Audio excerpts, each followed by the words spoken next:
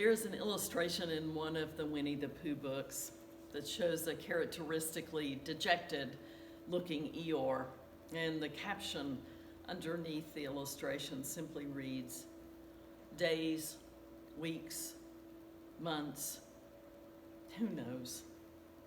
It's a summation of how all of us may feel in these times of the pandemic, and looking back and looking forward in considering what there may be to come. I have a stuffed animal of this character, Eeyore. He used to belong to my daughter Juliana when she was a little girl, and I sat him on my desk as I began to write this sermon this week. I was thinking about all of the other characters too: Winnie the Pooh, Piglet, Tigger, Christopher Robin, thinking about their boundless innocence and youth, thinking about their hope, their optimism, and considering Eeyore, thinking about his deep, dark, sometimes a bit comedic dejection, his sometimes pessimistic outlook on reality, thinking about, for many of us, his words are an echo of how we're feeling today too. They're resonating in our own souls of fear and confusion, not really sure what is going to take place in the days, weeks, months ahead. Who knows? The 8th chapter of Jeremiah, verse 18, has these words that are so poignant and so important for us during this time of pandemic. "My grief is beyond healing. My heart is sick within me." And we know that Jeremiah was often called the weeping prophet because things were bad for his society as well. And he knew that. He saw that the suffering of his people was very great. And indeed, if there is an Eeyore in the Bible, it most certainly is Jeremiah, the weeping prophet. For him, for us in our time as well, our circumstances, if you look around, how can you feel any other way than dejected some days? Our circumstances push us inward to consider our own realities. Our tears may flow not just for ourselves and our own grief, but for those who are grieving all over the world in the middle of their loss. When there is a trauma overload, we feel the weight of the weeping both outside and inside us. In this reading that we have for today, Israel is pictured as a weeping, suffering daughter. Maybe you have been the parent of a weeping, suffering daughter. Maybe you've been that daughter. Maybe you've been such a son. And Jeremiah is crying for this weeping daughter, this Israel, God's child.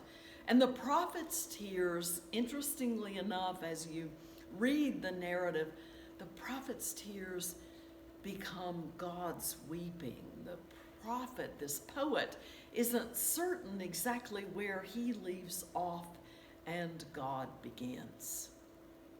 Maybe in this narrative, maybe in life, there's really no difference in God's weeping and our tears.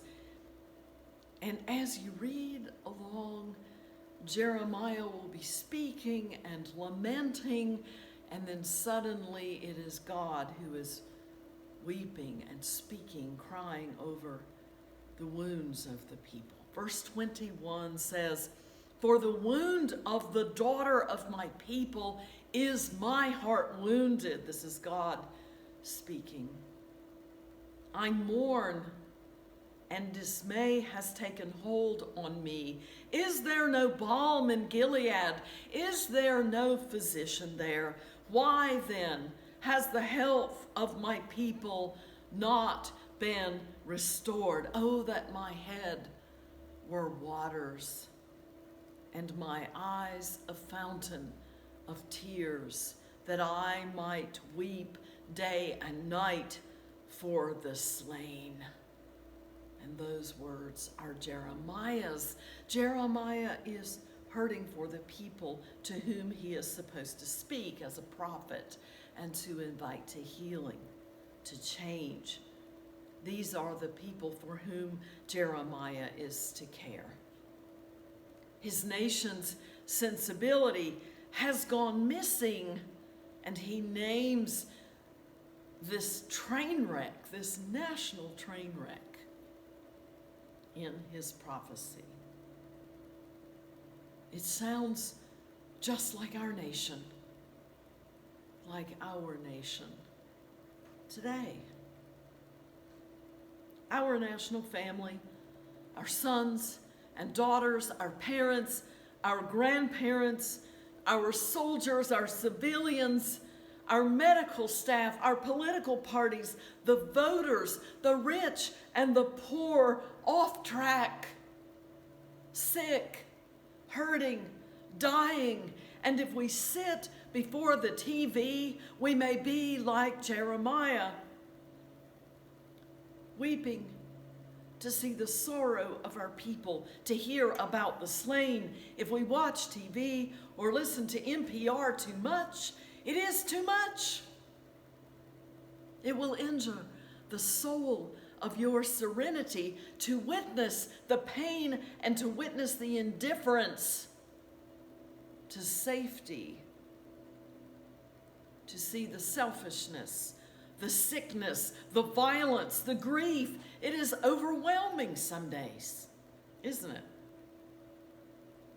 And so in our own day and in our own time, we are living with levels of pain, microcosmic pain, our own personal ache and sorrow for our families and our loved ones, and the fear and the loss in our jobs.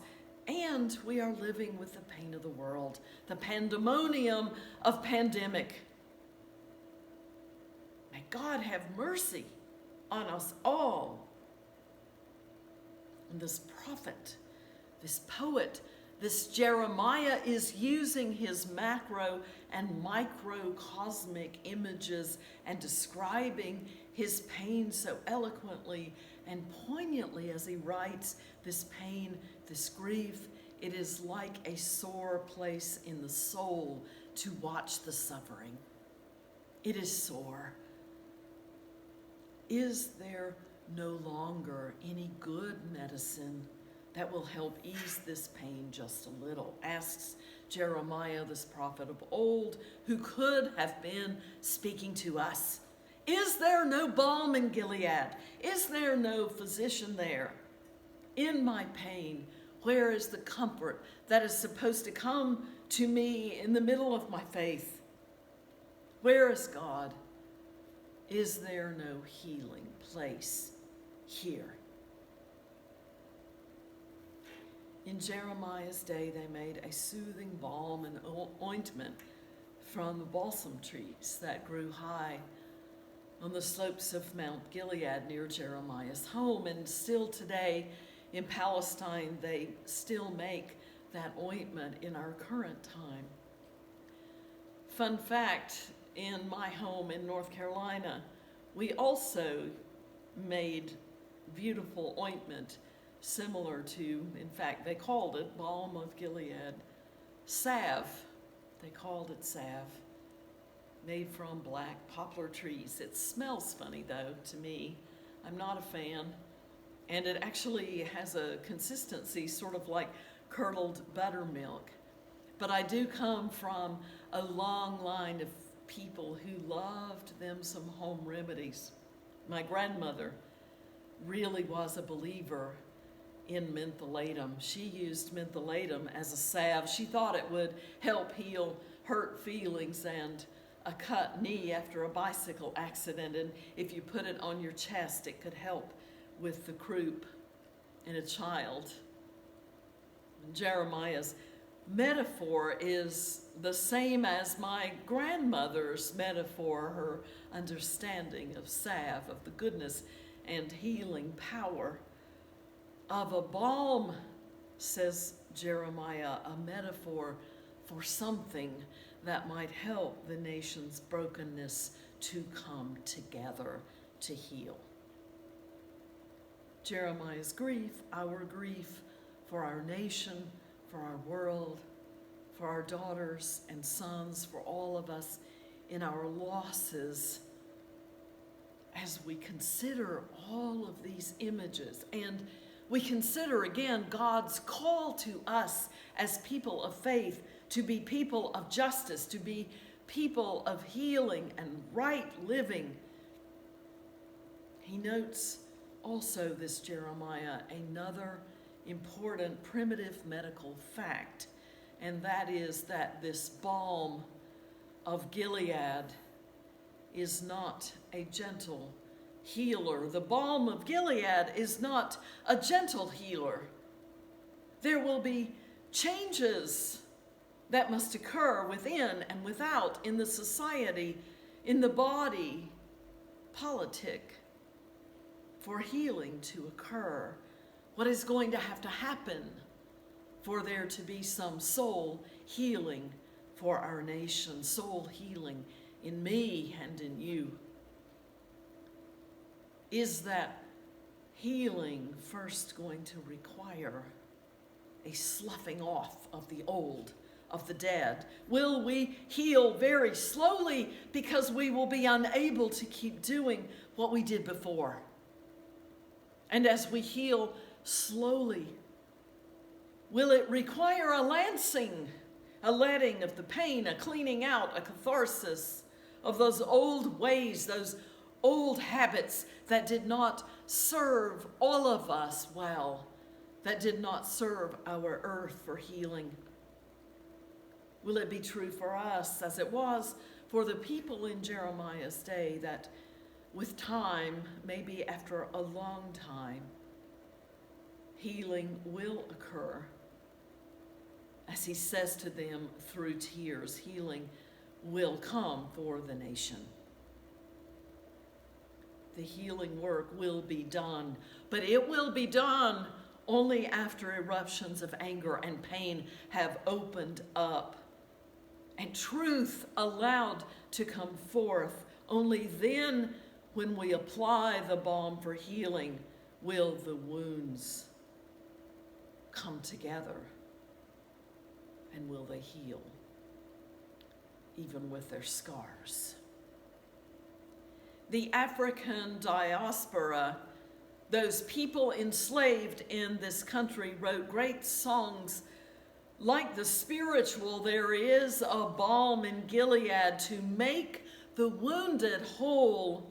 There is a balm in Gilead to heal the sin-sick soul. But there is a double meaning woven into these lyrics. That balm does indeed comfort and soothe the enslaved ones, and simultaneously it demands the lancing of the soul boils in the oppressor. The oppressor must have the sin sickness of slavery healed, because a salve will not heal. It will not help.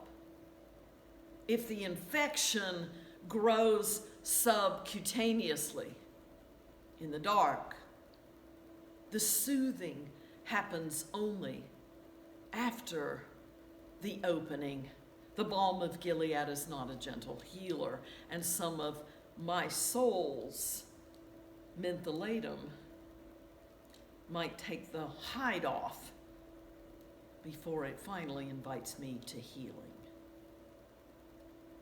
Though he is down, he is not out, this Jeremiah, this Eeyore, who sees around him such sorrow and hangs his head and weeps for his people. Within his grief, though, is the hope, the inexorable, illogical, godly hope that beyond the dark pain of this day will be the day of light and opening, even though we do not see it right now.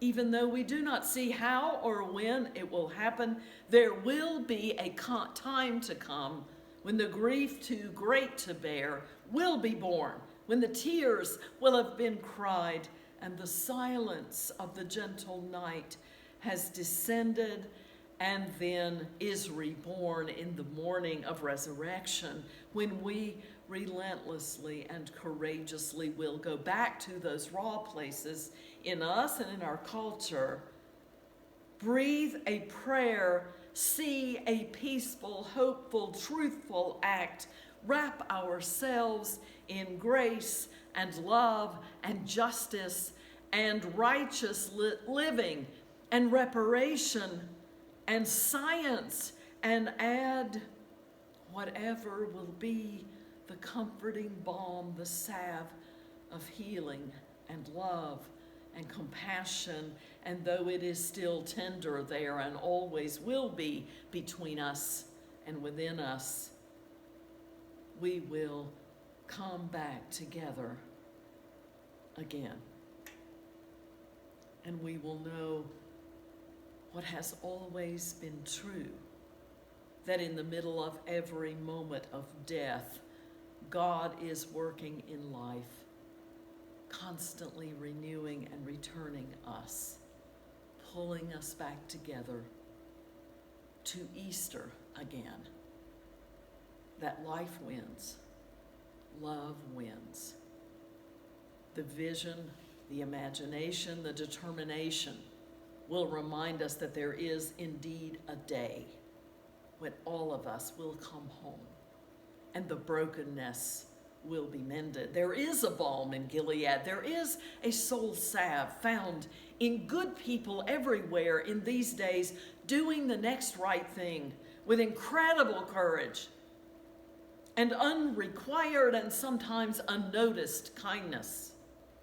There are little glimmers of hope in recoveries and communities and singing and relentless resilience. There's the beautiful spring that is breaking forth all around us, and the sea and the prayers and God in the silence and the people smiling behind their masks so carefully and courageously worn, behind the lives of children who are healing, who are asking good questions and inviting good hope in all of us, in the older people who study the world with our experience, through all the hope that is being presented by all the first responders and those who courageously work for peace and for life for all of us. The soul message of this time is the invitation to balance contemplation with action, our weeping with expectancy. There is a balm in Gilead. The people who were enslaved used to sing it year after weary year when there was no proof and seemingly no hope that for them there would ever be a freer day.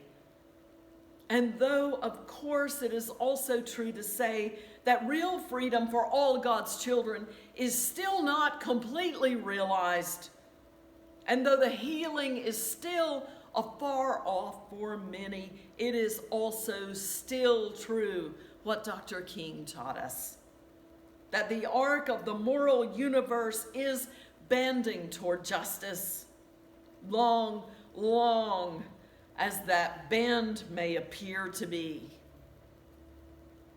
Finally, it is after many chapters of weeping and despair that Jeremiah's poem finally culminates in the poet's words being placed in the mouth of God, these words: I have loved you with an everlasting love. Therefore, I have continued my faithfulness to you. Again, I will build you, and you shall be built. Behold, I will bring you home.